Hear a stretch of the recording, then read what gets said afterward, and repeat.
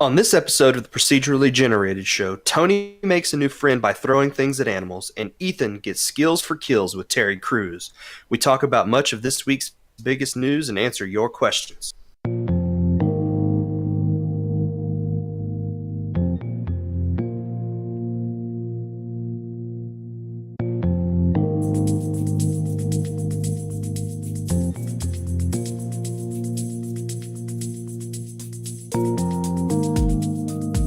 Howdy, everybody. Welcome to the Procedurally Generated Show. I'm your host, Tony, and joining me this week, I've got Ethan. Hey, What's going on, sir? it's a Saturday night, recording a podcast, watching Dragon Ball like usual. Yeah? Yeah, Sounds like a pretty average Saturday night, I guess. yeah, it's extremely hard to read lips in anime. Yeah, since they don't move in any way that it resembles human mouths, it would make it hard to read their lip. It would also help if I knew how to read lips to begin with. That too. But thankfully, you have, subtitles. So I don't even have subtitles. then it would make it almost impossible to watch an anime with the sound turned down. Well, I mean, it's muted because it's live TV. Or not, well, it's Adult Swim. There we go. Yeah. That's what I usually do. I turn that on so there's like something happening next to me while the show's being recorded. Yeah. Well, I could be playing Pokemon right now, but I'm not going to do that. Because you gotta talk about Pokemon first. Exactly. Well, I guess we should just lead right into that then, and I'll talk about what I've been playing first, Okay. and you can finish. So, yeah, I've been playing Pokemon. Uh, Which one? I grabbed a copy of Let's Go Pikachu this week. Nice. I exactly. That's what I think of the game. I am really enjoying. Um, You gotta these ask are why Pikachu and not Eevee. because I like Pikachu more than I like Eevee. Okay, that's fair, because you like Pikachu more than you like Eevee. That's fine. Yeah. Personal preference. You're not saying Eevee's worse, you're saying you don't like Eevee as much as Pikachu. Exactly. And that could also Normally, be because, advertising reasons. Pokemon series since day one have been Pikachu in your face all the time. yeah. And you have like So I mean, 50 kids. that's true too. I do have 50 kids. Um, Only 5 of them live at home with me. I don't know where the rest of them are. Well, Normally, it's going to be a surprise. the way I choose which Pokemon game I'm going to play is I go on the internet and find the one that most of the people are going to be playing, and then pick the other one. It's generally how Uh, it worked in the past, yeah. but with this one, I was just like, I don't care what everybody's doing. I'm picking Pikachu because I like Pikachu more than Eevee. If you're naming the games after specific Pokemon, I'm going to pick the Pokemon I like the most. Well, it's always been after a specific Pokemon. They just associated it to a color. Yeah. But and they do have like Blastoise on the cover of blue and Charizard on the cover of red or whatever. Um, but with those older games, it was just whatever everybody else is playing. I'm going to pick the other one. That's fair. With this one, I'm really enjoying it. I know there are a lot of mixed opinions about these games on the internet. Um, People who are longtime Pokemon fans don't seem to enjoy it as much as people who are just sort of casual Pokemon fans. Well, I mean, yeah, it's not really the hardcore Pokemon game, so if they want to be mad about it, that's fine. But it wasn't designed with them in mind. Yeah, but at the same time, I don't think there's a lot that's changed from those older Pokemon games. This feels very much like that first generation Pokemon game, only without random wild Pokemon battles. They just cut that part of the game out and get straight to the end part of the battle where you're just trying to catch the Pokemon. Yes, shoving all the frustration to the entire scene. So, and with a lot of those games, I would get frustrated with just having to constantly do all those battles. And now they just skip most of it and get to the part that really matters. The weakening the Pokemon to get to where you can capture them doesn't matter as much as the actual capturing of the Pokemon. Yeah, it's helping bring in a different audience that just kind of wants to have a fun time and a cute little story to go with it. Yeah. Um, And if you are a longtime fan, enjoy it for what it is because it's not the same thing. It's something unique and different. yeah, I have a feeling that the next Pokemon game that's supposed, the one that's supposed to come out later this year, if it actually does make it into 2019, is going to be something very, very different from what Pokemon has been. Um, I think they're really going to take the chance now that they're moving to the Switch and bringing Pokemon into the HD, sort of world To the main and giving, console world, yeah. home Um, console I world.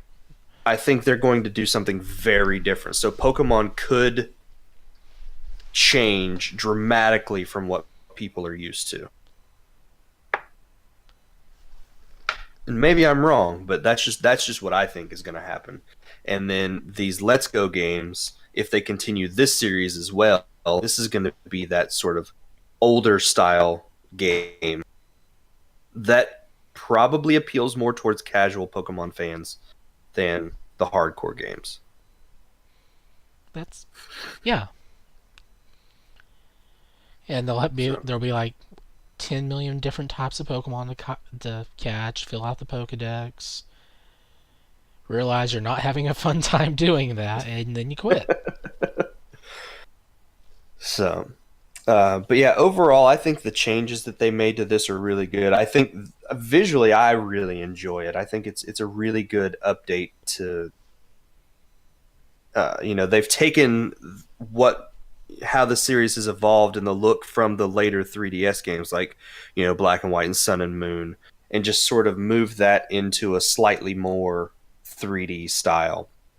Um, just taking that the map from the original game, moved the camera's perspective just a little bit so that you see a little bit more of the environment, and it feels like a real sort of HD remake of the original generation game.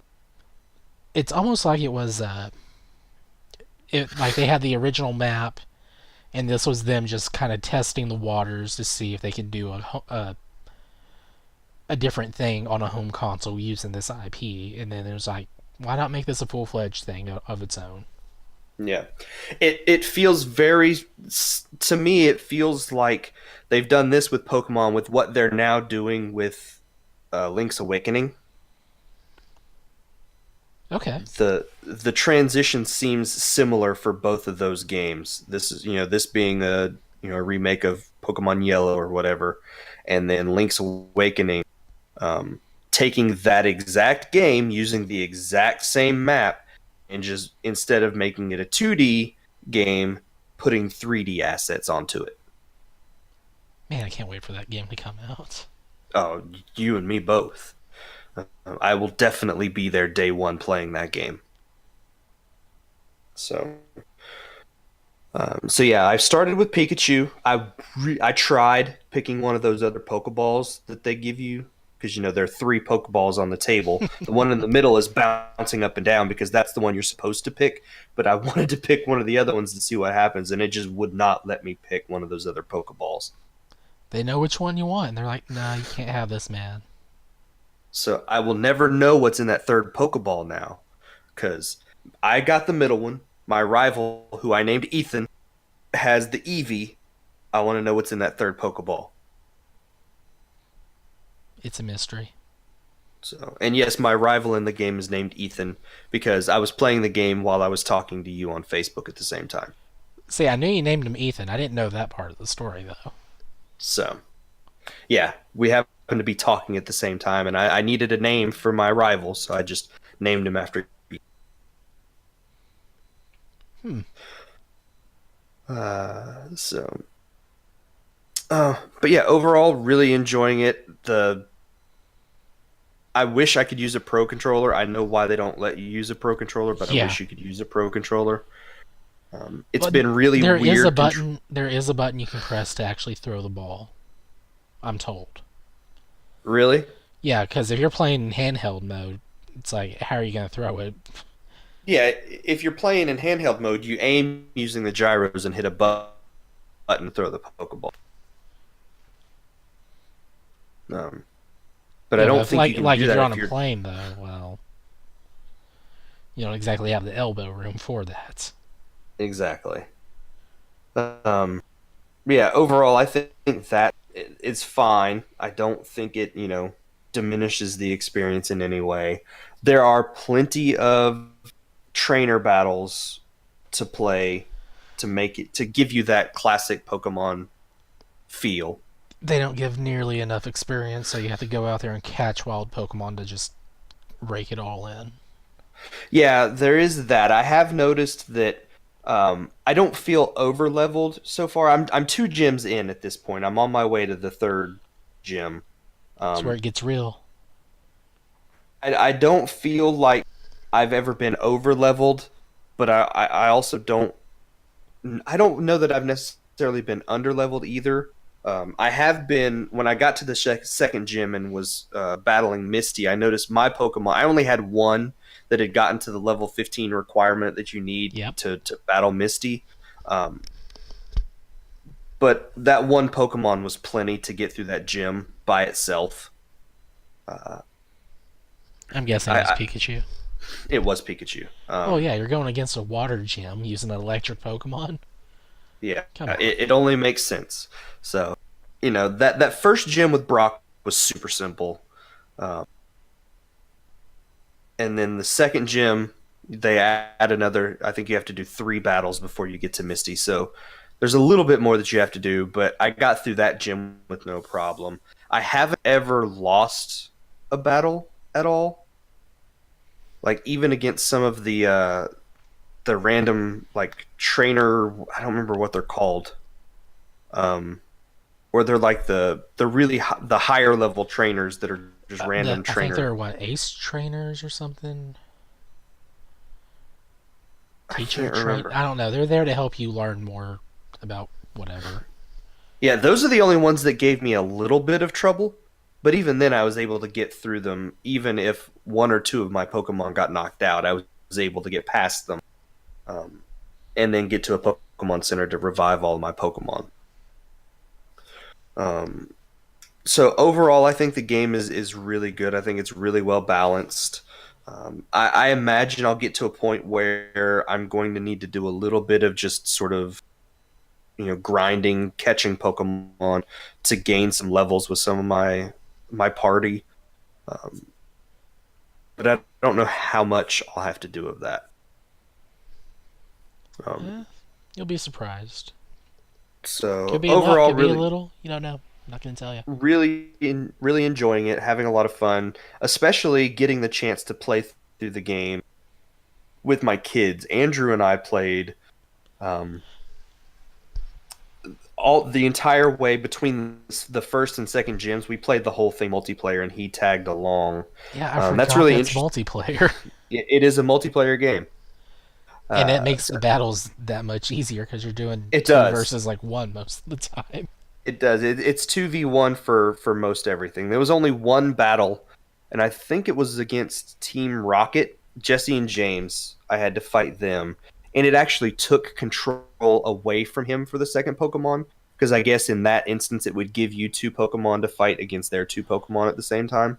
I want to say you actually had someone there to help you at that point, maybe. Okay, and that may I be the want, case. or I don't that know. might have been like the first instance where you had a double fight going on. Yeah. But because it was a double fight, it wouldn't let him pick the moves, so I just had him tell me which moves he wanted to pick, and I picked them for him.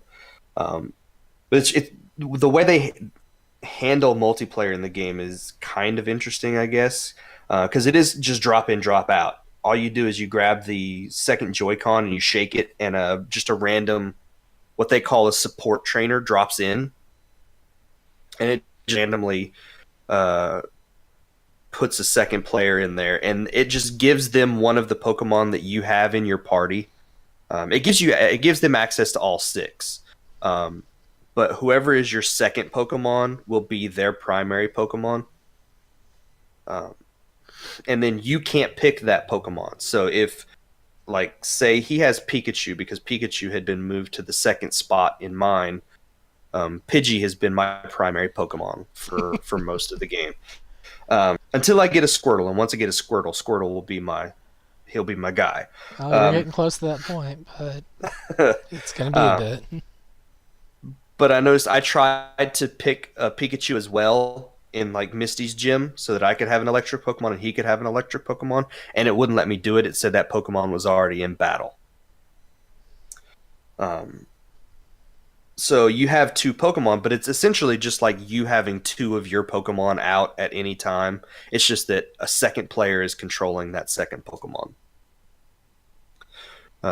And then when you're wandering around the map, they can wander off and do whatever they want, but the camera's always focused on that first player.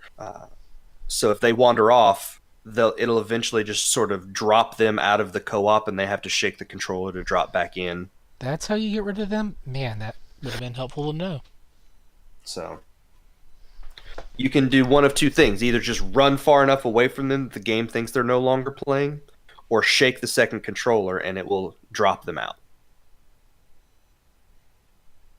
Um, but it does make the game a whole lot easier if you have two Pokemon constantly, um, because it doesn't seem like it scales the game in any way.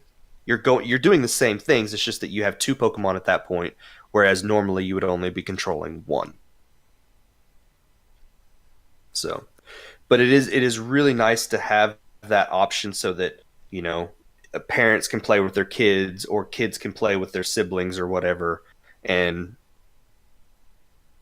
both of you get that Pokemon experience at the same time. I think it's a really smart move, moving the game from a handheld to the TV to give that option for some sort of couch co-op, and I think it's really a really well done way to do that. Good. So that's what I've been playing. I'm 2 gyms in, on my way to the third gym. I imagine it won't take me very long to finish this game at all. No, it's fairly Uh, short, even though I haven't finished it either. yeah. So, but that is what I have been playing. What about you? I played a little game called Crackdown 3. Okay. Supposedly, it's the third game in this series called Crackdown. This is Kind one of those games that for a while I didn't think would ever come out. yeah, what, announced 2014 or something like that? Something like that. It's been in development for a long time. Oh, man. I mean, it takes a while to capture the essence of Terry Crews. That's true. So, yeah, So, Crackdown 3. do you play as Terry Crews in this? I want to say he was the briefing guy for you on the ship in the intro. I forget if I could play as him because I picked a different character to play as right when I got the chance. Oh, did you? Yeah. Anyway, this is an Xbox One game. Just came out. I don't know, 2 weeks ago. I don't know. Anyway, I didn't actually have to pay for the game. Did you I get it have on Game Pass? I have a 1 month Game Pass thing going on, Uh, and so I was like, well, Crackdown 3 is on here. I might as well take advantage and play this before it's up. Game is really, really short. I don't know, maybe 6 to 7 hours. yeah. And just like Crackdown 1 and 2, it doesn't look too visually different from those. It does seem to really hammer. Uh, it really likes to hammer you with the enemies constantly just coming after you, which is super annoying. Especially after you get when you first start the game, it's not bad, but as you progress onward, it just gets worse and worse. Where you can't have a single moment of to just enjoy the game and do random stuff. Hmm. So that's one of the things I've really disliked about this series. Whenever you start progressing in it, But this really hasn't changed much since the first game at all, really. Visually, it Yeah. looks the same. You get bigger and better as you get more orbs and skills leveled up. Fight various people. If anything, it's better than 2. I think 2 was the one that had all the mutants or zombies or whatever, and there's like a bunch of back and forth through this one area, and it was just really horrible to go through that one zone. But this doesn't have that, so it's a lot better. Yeah. Uh, there's really not much I can say about it. It's just more Crackdown. Yeah, it Oh, seems like with there is the Wrecking Crew multiplayer thing with it, okay. What and is that? it's the part where everything's destructible or something, where you can like blow up buildings and all the fun stuff on the island. And I haven't hopped into that, but I've seen some reviews and they're like, yeah, it's kind of disappointing. Hmm. So I don't know what the future for Crackdown's gonna be, but there was a stinger at the end for more, and if unless that's in the Wrecking Crew thing, which I seriously doubt it is. If if you played 2, well, yay, you might have an idea what I might be talking about. Yeah, I've only played the first one. Well, you might have an idea what I'm talking about from there too. No, wait, no, 2, no, 2 was the one with the stinger at the ending. 1 was just Crackdown. I don't remember. 1 was just fighting what, crime lords and a boss or something. 2 had the zombies, and then 3 was just. I don't know what the big deal with this game was really. If anything, it could have been out probably a lot sooner. I don't. Yeah, It's.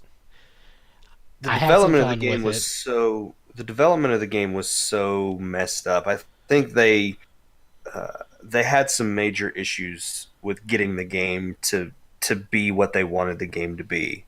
Okay, it's like I had fun with it, but at the same time, I was just disappointed overall because it's not change. It's taking the same formula and just saying, all right, here's a new location. Do what you've been doing. Hmm. So I mean, it's like, yeah, I liked playing Crackdown, but come on, guys. Other than giving me new vehicles and different weapons and new people to fight, it, I don't know. Something needs to be done to make the games that's to keep that series fresh and awesome. But I don't think Terry Crews was gonna be able to handle that one alone. It's going to take a little more than just him. A lot more than just him. Uh, so yeah, Crackdown 3. Okay. It's a thing. Sounds like maybe they needed to do a little bit more work to it. Not so much that, it's just if they had fleshed out something and made it feel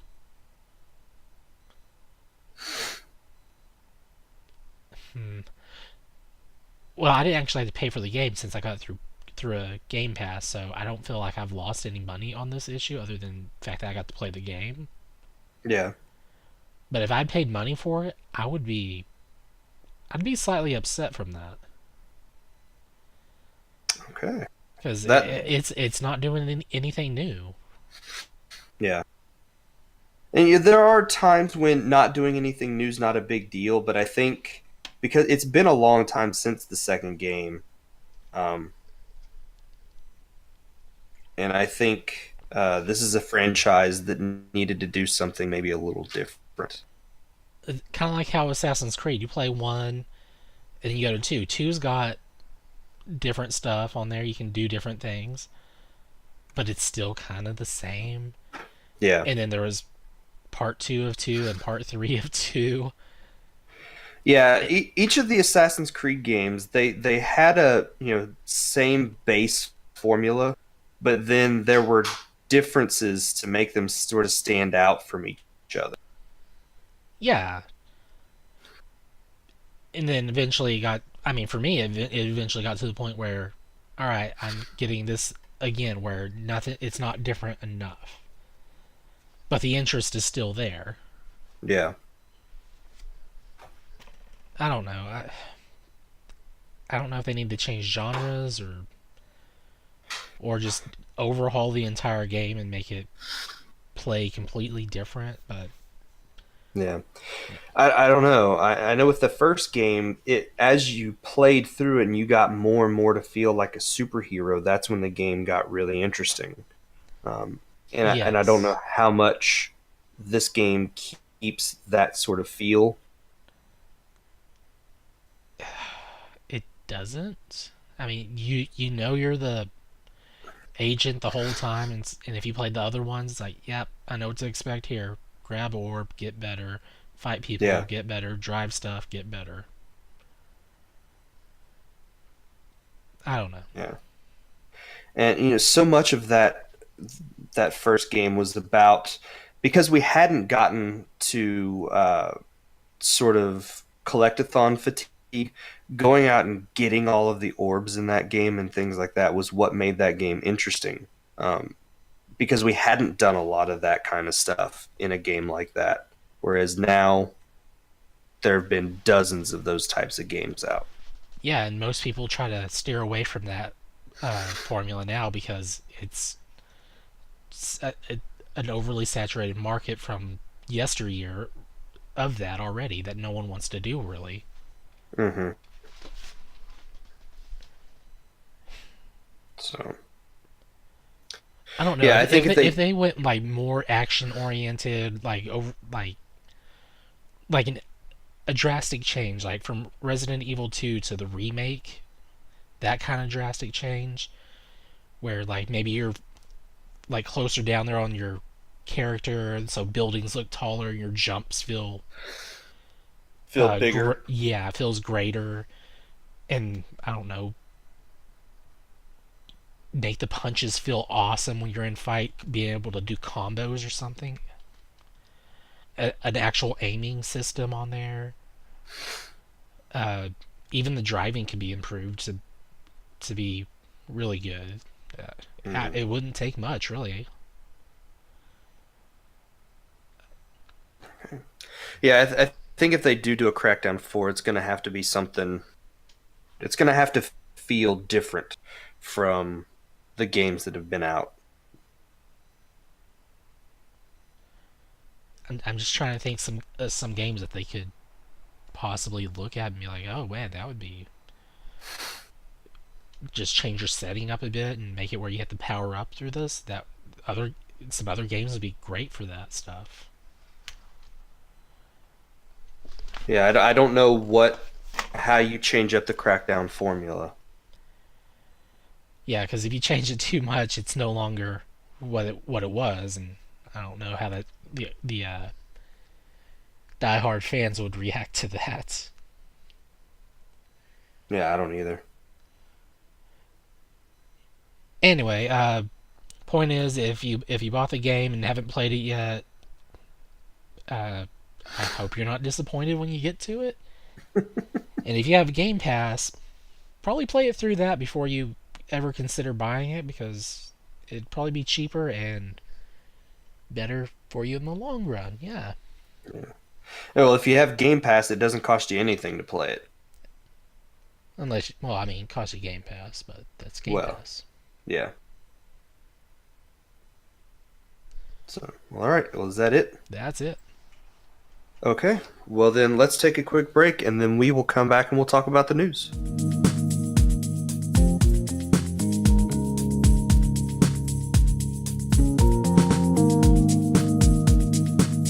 Okay, so a little bit of news this week, and I think the biggest bit of news is a little sad for Nintendo fans, and it sort of came out of nowhere, it seemed like.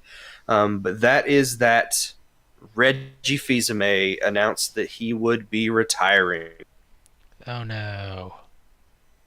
and it's happening pretty soon. Here in just about a month and a half, April 15th will be his last day as the president of Nintendo of America. The Ides of April have his retirement. He has decided he is ready to take some time and sit with his family, and I think he's deserved it. He's been with Nintendo for 15 years now, 13 of those as the president of Nintendo of America. His body is Uh, ready. he exactly. He started as the president of Nintendo in 2006, right around the time of the Wii launch. I was in Um, college. I was 26 and had 3 kids. So I'm in my third year of college? Hmm. So, 2, 3. uh, Yeah, well, maybe fourth year. yeah, Nintendo sent out a press release on, I think, Thursday of this week. And here's just a little bit of from that press release. It said Reggie Fils-Aimé started Nintendo of America in 2003 as its executive vice president of sales and marketing and became the president and COO in May of 2006. His time with Nintendo began during the Nintendo GameCube and Game Boy Advance era. His leadership of Nintendo's largest territory expanded the audience for Nintendo products as phenomena like Nintendogs, Brain Age, Wii Sports, and Wii Fit brought millions of new players to the world of video games. Fils-Aimé's management led to record-breaking sales for products like the DS, Wii, Nintendo 3DS, and Nintendo Switch systems. At the same time, he communicated innovative new product features to a mass audience via his strong and affable personality, making him a favorite of media, members of the video game industry, and Nintendo fans alike. So, I agree with all that. yes, he has definitely been a big uh, part of why I think Nintendo has been as strong as they've been since the launch of the Wii. He engaged with the fans. He was not afraid to sort of make fun of himself, and because of that, we got crazy fun Nintendo Direct videos. We got memorable moments on stage at E3. There have been missteps along the way with some of the handling of some games and ports and things like that people maybe wanted to come over here, and they thought maybe he was responsible for not getting those games over here. But I think overall, he's been a huge positive and a huge influence in the success of Nintendo here in the United States since the launch of the Wii, and I'm very sad to see him go. It's not going to be the same without him. It's not. It's going to be very weird. This will be the first E3 now without Reggie in some form since 2006. Wonder if he'll like still be involved in the market or the video game scene somehow, like actively involved, like in a different sense, even though he's retired. I don't know. There's no telling. But he is actually, as far as we know, just retiring and not going. He's not going anywhere else in the video game industry. He's not taking another job. He's in his late 50s. He's ready to be done. Um, I think we'll definitely see more of him at some point in the future. It definitely won't be to the level we've seen him at over the last few years. Uh, but I think people will continue to want to get his opinion on things over the next few years. What if he goes and works for the ESRB or something? Yeah, I don't know if he'll ever do that. Uh, but I guess we'll see.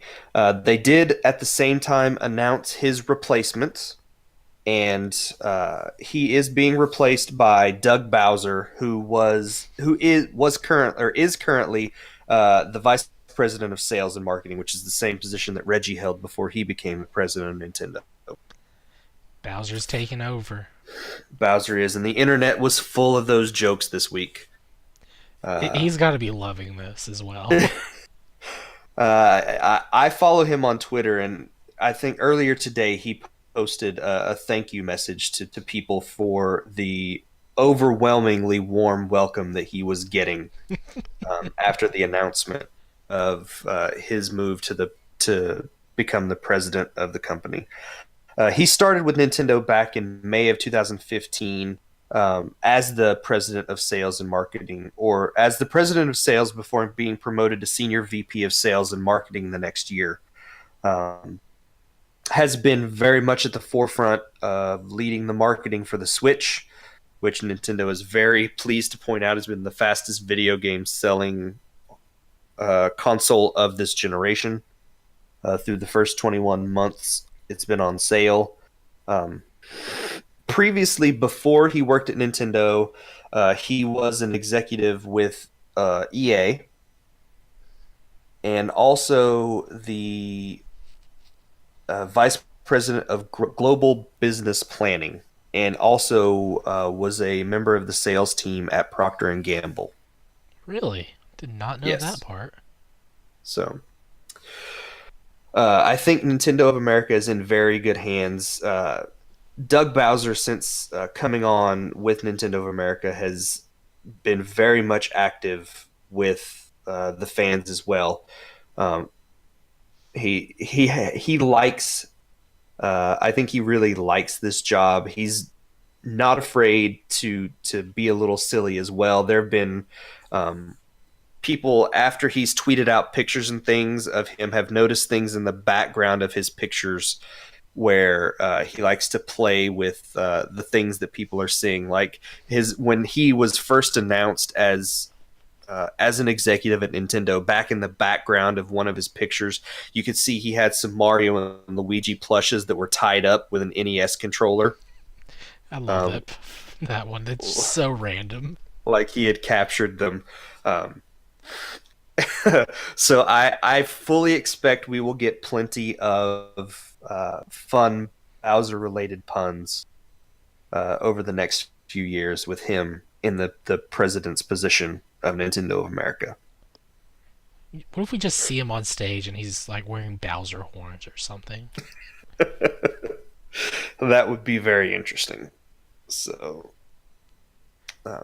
but yeah, it's a sad day, but also uh, I think Reggie is has picked, or Nintendo has picked the right person to fill that role now that Reggie is leaving. Oh man, it's gonna be one heck of a ride for him. And I guess this E3 will be the first one that maybe we'll see him doing some of those same types of things that Reggie did. You know, Reggie was uh, very visible during like the Nintendo Treehouse presentations at E3 the last few years.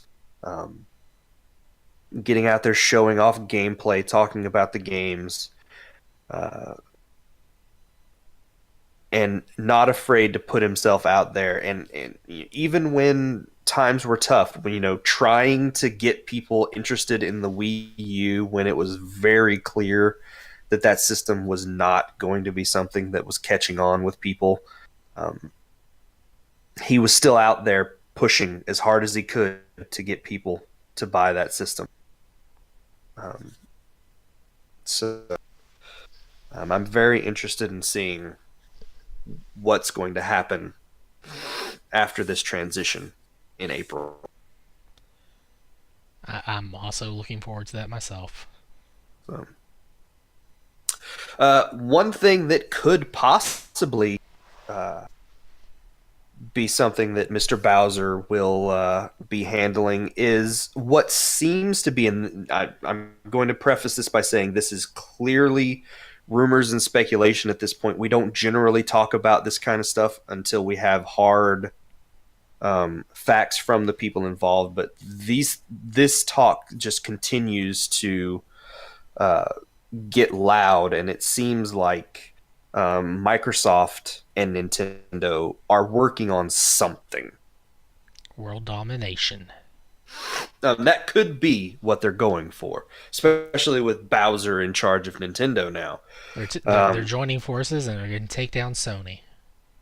But you remember a few weeks ago there was a report that in March, I think at GDC, Microsoft was going to unveil an APK that was going to expand Xbox Live past Microsoft systems, including mobile devices and the Switch. Um, that led many people to start speculating on a lot of different things. Not only that, there were tweets between Nintendo and Microsoft talking about getting Microsoft related characters into Smash Brothers, which I think is probably going to happen. Uh, I fully expect that one of the DLC characters for Smash Brothers will be some Microsoft character, whether it's Banjo. Uh, I think Conquer is still a character that Microsoft owns now. Steve from Minecraft as a I'm possibility. betting on Blinks the cat. Really, That's an Xbox only character. I'd like to see Voodoo Vince as my Microsoft related character Voodoo Vince, huh? um, in Smash Brothers. Uh, uh, but this week, there are now reports out of a couple of different places um, that talked about some previously Microsoft exclusive titles coming to the Switch, including Ori and the Blind Forest and Cuphead. I can see Uh, Cuphead being a thing on Switch. I would love it. I want to play Cuphead. That has been one of those games that when it was first announced, I wanted to play. But it's also one of the few games on the Xbox that I want to play, and I'm not going to buy a Microsoft. I'm not going to buy an Xbox just to play one or two games. Um, so if Cuphead makes the move over to the Switch, that would be awesome. That was a previously Microsoft exclusive game. But along with the rumors of these games coming, there was also talk that Microsoft could be releasing Game Pass on the Switch. Really, Game Pass. Game Pass, which is That thing there's I used to play that Crackdown 3 game that I regret, or I'm happy I didn't yes, pay for. Yes. yes, Game Pass could be coming to the Switch and allow you to stream Microsoft releases on the Switch, Okay. which seems insane. I mean, it worked for what, Resident Evil 7? Uh, Or did it? yeah, well, in Japan, you could play Resident Evil 7 and Assassin's Creed Odyssey. Both of those were available as streaming titles on the Switch. Neither of those have come over to the States. You could access them through the Japanese uh, eShop, but they were virtually unplayable here in the US because of lag. Uh, Yeah, since it's a server that we're pinging in Japan versus a server over here, right? yeah, yeah. So if those games were available in the states as streaming titles, they might work a little better. But currently, they're Japan only.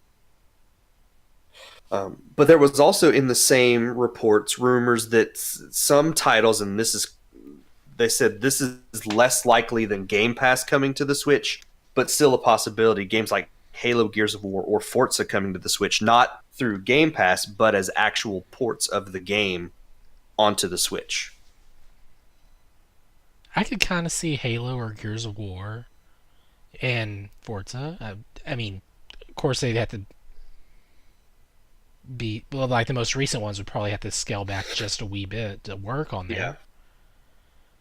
But I mean, the other problem is storage on the system. Hmm. that would be the biggest issue. Um, they would have to be scaled back somewhat, and then use rather large cartridge sizes. Um, Large as in storage, not physical yeah, size. not physical size, but storage size on the cartridge itself. But then even earlier this week, you saw Major Nelson, who is the director of programming for Xbox Live. He actually tweeted out a picture of him playing on the Switch. Um, and there was a time when you would never see an executive for one company uh, admitting that they played games on another system. Well, I think So that was called the '90s. yeah, even the early 2000s, I think. So, A little bit of it, um, yeah. but there are just all of these things now that point to something between Nintendo and Microsoft. And it sounds like it could be something big. It would be a partnership that I think would benefit both companies. Microsoft has a real big problem getting people interested in the Xbox over in Japan. It always lags behind Nintendo and Sony in terms of sales. Um, Having things like Game Pass on the Switch or previous Microsoft related titles coming over to the Switch gets that library of games bigger, more interesting to people, more reasons to pick up a Switch. Because if you can play Halo on your Switch anywhere, I mean, you'd have to be somewhere where you have an internet connection, but Wi Fi connections are not that big a deal a lot of times. Uh, Something like that could be huge. You could also have Microsoft, because they're wanting to bring Xbox Live over to the Switch, working with Nintendo to better the online infrastructure for that system, um, and making the online portion of the Switch something people are interested in using. Maybe Nintendo and Microsoft showing Nintendo how this whole streaming thing works, uh, getting uh, titles ready for something like that for like the Nintendo Online service. Um, I think something big is going to happen between those two companies, and it's going to get announced this year. Just what exactly that is yet to be seen. But I think there's way too many little bits of evidence that keep popping up to point to something other than them working together on something. Whatever it is they may or may not be working on, and I hope it is something they're working on, I hope it's great. Yeah, like if they announce Game Pass for the Switch, I'm signing up for that day one, like without hesitation. Um, because there are a lot of things now that I've seen on Game Pass that I would like to play, and if I can play those on my Switch without having to buy an Xbox system, I think Microsoft is less worried about selling the actual hardware than they are about reasons for people to buy their games. Uh, you know what I'm saying? If they can get that many more people to sign up for their services, even if it's on another system, I think they're very interested in that. Microsoft has talked plenty in the past about games as a service, um, There's even and we're rumors of them getting announcing a new system soon. I wonder if something Nintendo might be involved with on that. that's a possibility as well. Um, I think Microsoft is more focused on software than they are necessarily hardware. With their next system being heavily rumored to be a streaming box only. Uh, Actually, there's two rumors. Like the cheaper one being the streaming only. The more expensive one would actually have a physical medium or media. yeah. So, uh, but this year could be very interesting for the video game industry. Um, if you're seeing a major partnership between two of the biggest players in the in the industry, and that could signal some very interesting things and force Sony to do some things that maybe they haven't really wanted to in the past. like So like cross play. yeah, I do think we're definitely going to get to a point where um, video games are more like how VHS and DVD have been in the past, where the box you play them on is less important than the things that you're playing on them. Where it won't matter if you buy a Switch or you buy an Xbox, you'll be able to get all the games for both of those systems on whichever one you happen to be playing on. Maybe. So, I mean, I doubt that will get it to that point, but I mean, maybe we'll get well, something similar. not this year necessarily, but at Oh, some I mean, point. we're looking at like three different companies and telling them to agree to make one system, but I don't think it's going to be something we're going to see unless one of them decides, you know what, we're done, or they're going to keep doing their own thing while everyone else does the other thing. Well, that could be Microsoft saying, you know what, the whole, my box is better than your box is a stupid argument at this point because it doesn't matter. All that really matters is the games that you're playing on those boxes. And if we don't have to worry about selling the box, we just have to worry about getting the games to you. But they just need to worry about if the box can handle what games they're going to want to put on it. Well, yeah. But with something like Game Pass, it doesn't matter because all of those games can be streamed. True. Um, and while we're still not, in the United States, internet connection is still a bit of an issue, whereas in places like Japan, it's not that big a deal. Everybody has high speed internet over there. There's still places in the United States that doesn't get that kind of thing. Um, Rub it in, why don't you? so, sorry. I mean, I don't know. I just installed gigabit internet in my house. Ah, So, um, so like in my house, internet connection speeds are not a big issue. I have streamed Metro 2033 in my house for 2 hours and never had an issue with the internet dropping out and at any I'm the point. one recording and editing the show and uploading it. So I do think we're getting closer and closer to that point. We're still a ways off from a big universal standard, but I do think we're getting closer to that point. Okay. So. And then lastly, you've got a news story that you said we wanted to talk about last week, but it just missed the show notes. You know, it kind of came in, I want to say late Friday night or something, Hmm. and it just, there wasn't too much information, and now there's a little bit more, but still not quite enough. Ruben Langdon and Steve Copeland are Ruben Langdon, best known for playing Dante from Devil May Cry. Him and Steve have been filming a documentary over in Guatemala called Vision of Ages, and they just there was a third person. They just finished up. The third person went home early, or else he would have been in the back seat for this adventure. We're gonna call it.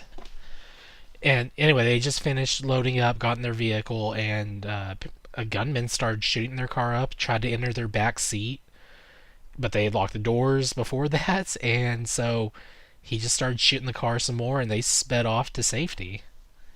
Dude, They were not harmed, but Ruben, he almost got shot. He uh, apparently a bullet uh, was stopped. It was about to hit him, but was stopped short by the metal in the seat of the vehicle he was in. that's crazy. Yeah, it.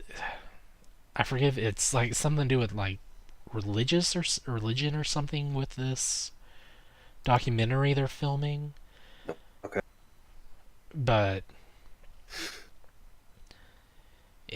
there's a video out there where they're showing the car where they're at a more public place safely, and they're looking over the vehicle, counting the bullet holes and such.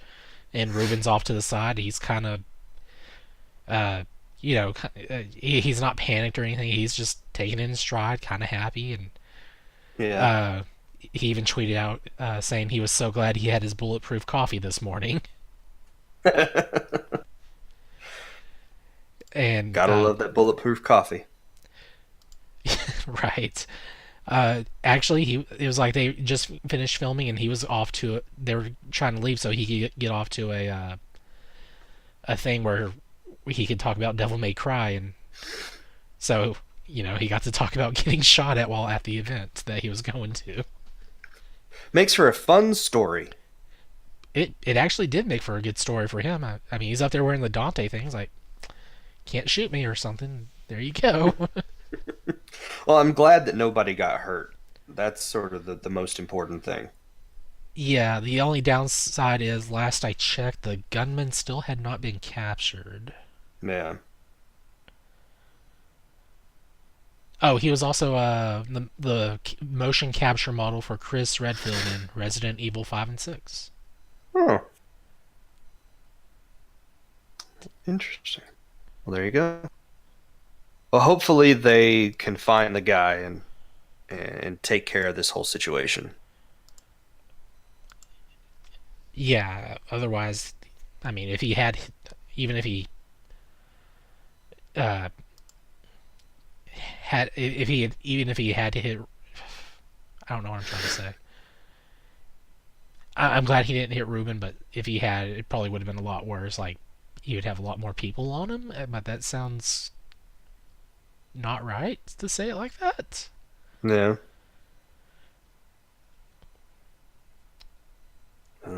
So It would have been, it would have made me sad about the new Devil May Cry coming out here yeah, soonish if he had gotten shot.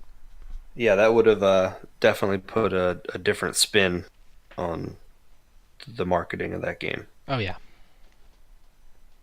So, well, hopefully this situation will turn out properly the way it should for everybody involved, um, and that we don't hear more stories like this in the future. So, but I'm I I'm guess sure it's all focused around the documentary they're filming. So yeah. probably once he's done with that, he's got no worries about that problem anymore. Once that's out in the public, anyway. Okay. And they'll probably have more security on them when they film around those locations, anyway. All right. Well, I would imagine there will be a little bit of a stepped up security, at least for a while. Right. So, well, all right. We don't have any listener feedback for this week, so that will be the show. If you We'll be want to back leave next week. listener feedback, reply to our questions or leave us messages on Facebook or our email or our voicemail so we can do it at this point in the show. That's right. I was just getting ready to mention that. You can send us an email to podcast at procegent.com. It's procegent.com. I'm so glad you You knew that can because I didn't. you can go to our website and click on the little button on the right hand side of the screen to leave us a voicemail, and we will play those live on the show. Or Shannon you did that can, once. yes, you can reach out to us on Facebook through our Facebook group or on Twitter at ProGenEnt. That's PROGENENT. And we will put all of those questions in the show for next week and answer any questions that you have. So, but that will be the show for this week. So thank you, Ethan, for being on the show. Yay, another showdown. Yeah. Another show in the books.